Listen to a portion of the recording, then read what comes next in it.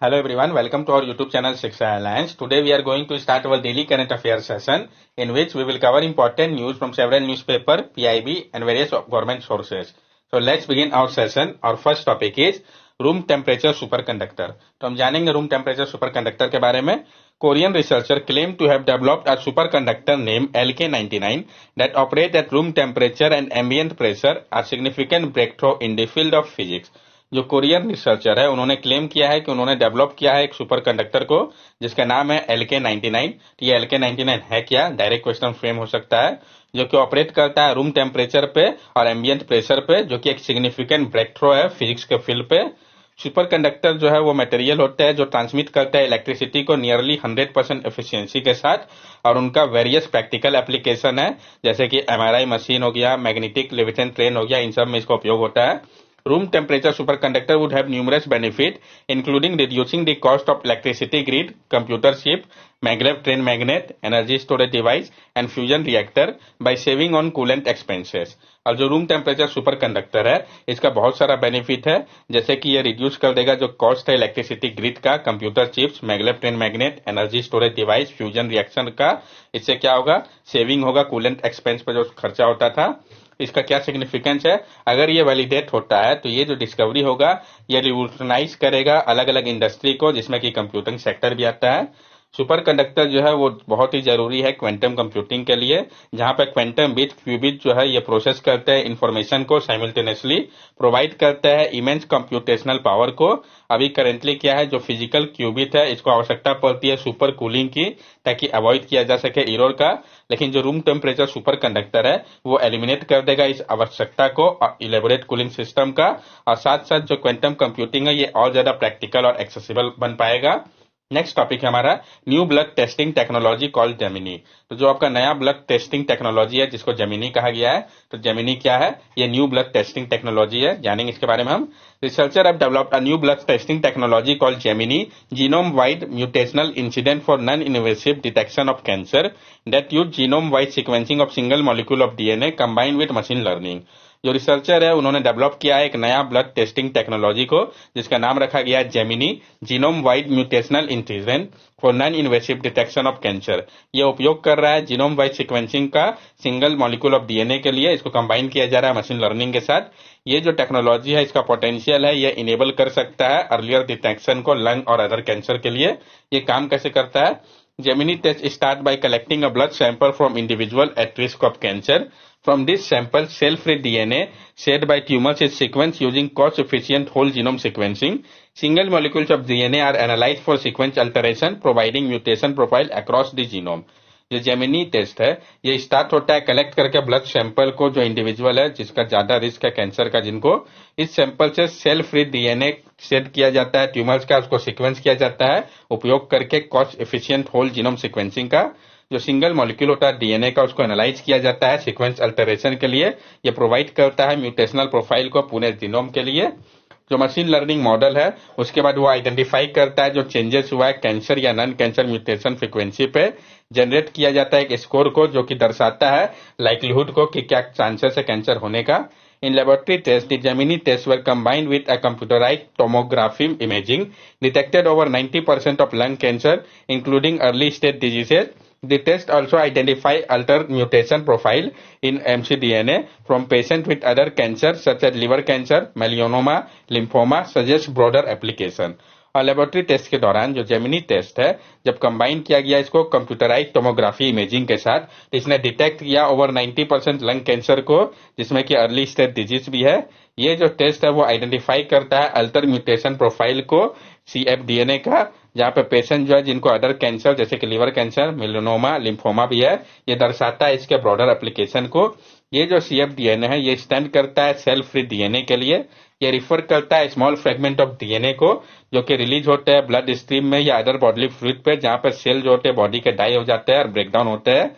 ये जो फ्रेगमेंट होते हैं डीएनए के ये इनक्लोज नहीं होते हैं सेल के साथ, इस कारण इसको सेल फ्री कहा जाता है। नेक्स्ट टॉपिक हमारा for the 6000 year old worms would break life by Siberian permafrost. तो जानेंगे इस टॉपिक को, ये पहले भी हम लोगों ने कंसीडर कर रखा है। जो 46,000 ईयर ओल्ड वर्म्स है उसको वापस से लाइफ फॉर्म में लाया गया है साइबेरियन परमाफ्रॉस्ट के, जानेंगे इसके बारे में। Scientists made a fascinating discovery in Siberia 5 years ago when they found and reanimated two kinds of frozen microscopic nematode or roundworm. Scientist ने एक फैसिनेटिंग डिस्कवरी किया है साइबेरिया पे 5 years ago जब उन्होंने पाया था एक रीएनिमिनेटेड दो काइंड फ्रोजन माइक्रोस्कोपिक नेमाटोड और राउंड वर्म का। एक जो रिसेंट स्टडी है ये रिवील करता है कि ये जो वर्म्स है ये 46,000 ईयर्स अगो है, पुराने हैं, फ्रोजन थे लेट प्लेइस्टोसीन इरा से। फर्दर मोर उनमें से जो एक है वो बिलोंग करता है इंटायर न्यू स्पीसीज को जिसको कि कहा गया है पैनाग्रोलिमस कोलिमेनेसिस। Animal like nematode or tardigrade can survive extreme condition through a dormant state known as cryptobiosis। जो एनिमल है जैसे कि नेमाटोड हो गए, टैर्डिग्रेड हो गए, ये सर्वाइव कर सकते हैं एक्सट्रीम कंडीशन को डोरमेंट स्टेज के द्वारा जिसको कि हम क्रिप्टोबायोसिस भी कहते हैं। जो रिसर्चर है उन्होंने टेस्ट किया था जो हार्डिनेस है एंशियन वर्म्स का जो कि पाया गया था जो सर्वाइव कर सकते हैं एब्सेंस में भी वाटर और ऑक्सीजन के, एक्सट्रीम टेम्परेचर के और इवन ड्राइंग कंडीशन में भी वे सर्वाइव कर सकते हैं। ये क्रिप्टोबायोसिस होता क्या है? Cryptobiosis is a state in which an organism exhibit no visible sign of life and its metabolic activity become nearly undetectable or temporarily stop। जो क्रिप्टोबायोसिस है ये एक स्टेट है ऑर्गेनिज्म का जो एग्जिबिट करता है कोई भी विजिबल साइन नहीं शो करता लाइफ का और जो उसका मेटाबॉलिक एक्टिविटी होता है वो नियरली अनडिटेक्टेबल हो जाता है और टेम्पोरली स्टॉप हो जाता है। During this stage organism can survive without water, oxygen और under extreme condition. As metabolism is key feature of life, cryptobiosis can be seen as a temporary death of the organism. और इस state के दौरान जो organism है वो survive कर सकता है बिना वाटर, ऑक्सीजन और एक्सट्रीम कंडीशन में भी। जो मेटाबॉलिज्म है ये की फीचर है लाइफ के लिए। क्रिप्टोबायोसिस को हम देख सकते हैं कि ये टेम्पोररी डेथ है ऑर्गेनिज्म का। सिग्निफिकेंस इसका क्या है? The discovery increase the longest documented cryptobiosis period in the nematode by tens of thousands of year. ये जो डिस्कवरी है ये इंक्रीज कर दे रहा है जो लॉन्गेस्ट डॉक्यूमेंटेड क्रिप्टोबायोसिस पीरियड था नेमाटोड के लिए tens of thousands of year से। समझ के इन स्वॉर्म के एडेप्टेड कंडीशन को एक्सट्रीम कंडीशन का हम प्रोवाइड कर सकते हैं जो इंसाइट है हैबिटेट चेंज का जो कि क्लाइमेट चेंज के कारण हुआ और किस तरीके से स्पीसीज जो है वो सर्वाइव किए डिस्पाइट चेंजिंग वेदर पैटर्न के बाद भी, वो हमको समझने में मदद मिलेगा। Additionally, the study raised question about evolution and notion of extinction as these worms have stretched their life span by thousands of years। और साथ साथ ये जो स्टडी है वो रेज कर रहा है क्वेश्चन को इवोल्यूशन के ऊपर और जो नोशन है एक्सटिंक्शन का, क्योंकि ये जो वर्म्स है उन्होंने स्ट्रेच कर दिया अपने लाइफ स्पेन को थाउजेंड्स ऑफ ईयर तक।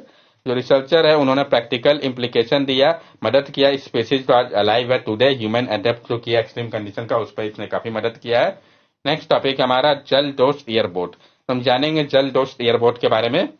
जल Dost is an airboat developed by National Aerospace Laboratory design to clean water bodies by removing excess aquatic weed and floating waste. ये किस लिए बनाया गया है ये आपको पता होना चाहिए। जल डोस्ट जो है जैसा कि नाम बता रहा है ये एक एयरबोट है जिसको डेवलप किया गया है नेशनल एरोस्पेस लैबोरेटरी के द्वारा। इसको इस तरीके से डिजाइन किया गया है कि ये क्लीन करेगा वाटर बॉडीज को, रिमूव करके एक्सेस एक्वेटिक वीड को, फ्लोटिंग वेस्ट को। It feature an unsinkable atrial ponton type hull and hybrid propulsion system। ये फीचर करता है एक unsinkable air tight pontoon type hull को और एक हाइब्रिड प्रोपल्शन सिस्टम को। Jal Dost mark two design based on BPMP specification aims to clean lake in Bengaluru and collect waste using a steel mesh conveyor system. और जो जल डोस्ट मार्क 2 है इसको design किया गया है जो BPMP का स्पेसिफिकेशन था उसके अनुसार। इसका मकसद है क्लीन करना जो लेक है बेंगलुरु के और कलेक्ट करना वेस्ट को उपयोग करके स्टील मेश कन्वेयर सिस्टम का।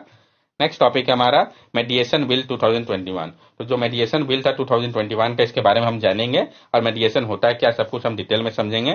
तो जो राज्यसभा है उन्होंने पास कर दिया है मेडिएशन बिल को 2021 का जो कि मैंडेट करता है इंडिविजुअल को कि वो अटेम्प्ट करे जो सेटलमेंट है सिविल और कमर्शियल डिस्प्यूट का मेडिएशन के माध्यम से बिना अप्रोच किए हुए किसी भी कोर्ट या ट्राइब्यूनल के पास।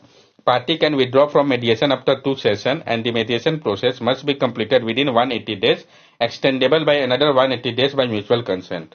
और जो पार्टी है वो विड्रॉ कर सकते हैं मेडिएशन से 2 सेशन के बाद और जो मेडिएशन प्रोसेस है इसको कंप्लीट करना होगा 180 डेज के अंदर ही और जो एक्सटेंडेबल पीरियड है वो अनदर 180 डेज का है म्यूचुअल कंसेंट अगर होता है तो मतलब 360 डेज में इसको फाइनल कंप्लीट कर देना है। ये जो बिल है ये स्टैब्लिश करता है कि जो मेडिएशन काउंसिल ऑफ इंडिया है वो रिस्पॉन्सिबल होंगे रजिस्टर करने के लिए मेडिएटर को और रिकॉग्नाइज करने के लिए मेडिएशन सर्विस को प्रोवाइडर और इंस्टीट्यूट के लिए। मेडिएशन होता क्या है? Mediation is an alternative dispute resolution method in which a neutral third party known as mediator help parties in a dispute reach a mutually agreeable resolution.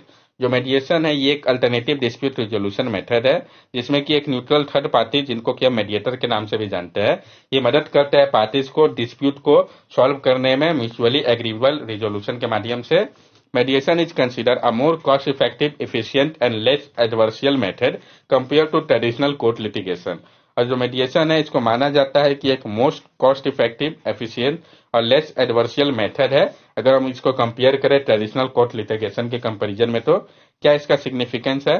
The bill aims to reduce the backlog of cases in court as there are currently 5 crore pending cases. ये जो bill है इसका मकसद है कि reduce किया जाए जो बैकलॉग है केसेस का कोर्ट पे, और अभी करेंटली 5 करोड़ पेंडिंग केसेस है कोर्ट के पास। ये जो बिल है ये प्रोवाइड कर रहा है एक लीगल फ्रेमवर्क को मेडिएशन के लिए, और दर्शा रहा है जो गवर्नमेंट का होल ऑफ गवर्नमेंट अप्रोच है प्रमोट करने का अल्टरनेटिव डिस्प्यूट रेजोल्यूशन मैकेनिज्म को। क्या इश्यू है इसको लेकर? लेकिन कोई भी प्रोविजन नहीं है इन्फोर्स कराने के लिए सर्टन इंटरनेशनली मेडिएटेड सेटलमेंट को लेके। क्लैरिटी की कमी है क्वालिफिकेशन को लेकर मीडिएटर का। नेक्स्ट टॉपिक हमारा मासी पोर्टल, पीआईबी की न्यूज इंपॉर्टेंट हो जाता है, जानेंगे इसके बारे में हम। National Commission for Protection of Child Rights had developed an application called MASI, Monitoring Aim for Seamless Inspection for Real-Time Monitoring of Child Care Institution across the country. तो किसने किया, क्या है ये? जो national commission for protection of child right है उन्होंने develop किया है एक एप्लीकेशन को जिसका नाम है मासी, monitoring app for seamless inspection. ये रियल टाइम मॉनिटर करेगा चाइल्ड केयर इंस्टीट्यूशन को पूरे कंट्री के लिए। The app aims to ensure effective and efficient inspection of CCI as provided under the Juvenile Justice Act 2005 amended in 2021। ये जो app है ये इंश्योर करेगा कि इफेक्टिव और इफिशिएंट इंस्पेक्शन हो चाइल्ड केयर इंस्टीट्यूशन का, जैसा कि बताया गया है जुवेनाइल जस्टिस एक्ट 2015 में और जिसको अमेंड किया गया था 2021 में। ये एलो करता है यूनिफाइड इंस्पेक्शन को वेरियस अथॉरिटी के माध्यम से, जिसमें कि child welfare committee, state inspection committee, juvenile justice board, state commissioner for protection and child right आते हैं। The mission Vashyalaya scheme support the infrastructure and financial need of setting up CWC in each district to ensure their effective functioning। और जो mission वस्यालय scheme है ये support कर रहा है infrastructure और फाइनेंशियल नीड को सेटिंग को लेके चाइल्ड वेलफेयर कमेटी का हर एक डिस्ट्रिक्ट में, ताकि इंश्योर किया जा सके इनके इफेक्टिव फंक्शनिंग को। नेक्स्ट टॉपिक हमारा पॉलीपिल्स, तो हम जानेंगे पॉलीपिल्स के बारे में। WHO has recognized the effectiveness of polypills in combating cardiovascular disease by including them in the model list of essential medicine। WHO ने रिकॉग्नाइज किया है जो इफेक्टिवनेस है पॉलीपिल्स का कॉम्बैट करने के लिए कार्डियोवैस्कुलर डिजीज को, जिसको इंक्लूड किया गया है model list of essential medicine में। ये पॉलीपिल्स है क्या? पॉलीपिल एक सिंगल पिल है जो कि कंटेन करते हैं कॉम्बिनेशन को मल्टीपल मेडिकेशन का, जिसको टिपिकली उपयोग किया जाता है प्रिवेंट करने के लिए या ट्रीट करने के लिए वेरियस हेल्थ कंडीशन को। ये सिंप्लीफाई कर देता है मेडिकेशन रिजाइम को, जहां पे पैकेजिंग किया जाता है सेवरल ड्रग्स को एक साथ एक सिंगल डोजेस फॉर्म पे। एग्जाम्पल हम समझते हैं। पॉलीकैप जो कि एक पॉलीपिल है ये कंटेन करता है मल्टीपल मेडिकेशन को, जिसमें कि सिमवेस्टिन कोलेस्ट्रॉल कंट्रोल के लिए, ramipril blood pressure control, atenolol heart के लिए, हाइड्रोक्लोरोथिन ब्लड प्रेशर कंट्रोल और एसिटलसिन एस्पिरिन और क्लॉट प्रिवेंशन के लिए है। क्या सिग्निफिकेंस है पॉलीपिल्स का? पॉलीपिल्स को इस तरीके से डिजाइन किया गया है कि ये सिंप्लीफाई करते हैं ट्रीटमेंट रिजाइम को, इनहेंस करते हैं मेडिकेशन एडरेंस को और प्रोवाइड करते हैं एक इफेक्टिव अप्रोच को, ताकि मैनेज किया जा सके कॉम्प्लेक्स हेल्थ कंडीशन को कंबाइन करके मल्टीपल मेडिकेशन को एक सिंगल डोज फॉर्म पे। WHO model list of essential medicine, जो WHO का मॉडल लिस्ट है एसेंशियल मेडिसिन का, ये है क्या? WHO model list of essential medicine are updated every 2 year by the expert committee on selection and use of essential medicine. जो WHO का model list है एसेंशियल मेडिसिन का, इसको अपडेट किया जाता है हर एक 2 साल पे expert committee on selection and use of essential medicine के द्वारा। नेक्स्ट टॉपिक है हमारा वेस्टर्न ट्रैगोपैन, तो हम जानेंगे वेस्टर्न ट्रैगोपैन के बारे में। Western tragopan, Himachal Pradesh state bird, has been facing habitat loss, but effort at a conservation breeding center have resulted in gradual increase in the bird's population। तो जो western tragopan है ये हिमाचल प्रदेश के state bird भी है, तो किस state का ये इंपॉर्टेंट हो जाता है, उसको सामना करना पड़ा हैबिटेट लॉस का, लेकिन एफर्ट लिया गया कंजर्वेशन ब्रीडिंग सेंटर के माध्यम से, जिसके कारण ग्रेजुअल इंक्रीज देखा गया बर्ड्स के पॉपुलेशन में। वेस्टर्न ट्रैगोपैन IUCN स्टेटस इसका वल्नरेबल है, साइट के अपेंडिक्स 1 में आता है, ये आपको मेमोराइज होना चाहिए। ये जो बर्ड्स का डिस्ट्रीब्यूशन है ये रेंज करता है नॉर्थ पाकिस्तान से इंडिया तक, जिसमें कि हिमाचल प्रदेश और उत्तराखंड के कुछ पार्ट में ये पाया जाता है। जो वेस्टर्न ट्रैगोपैन है इसको सामना करना पड़ रहा है हैबिटेट लॉस का, anthropogenic disturbance and hunting pressure का। ये आप यहाँ पे देख सकते हैं वेस्टर्न ट्रैगोपैन को।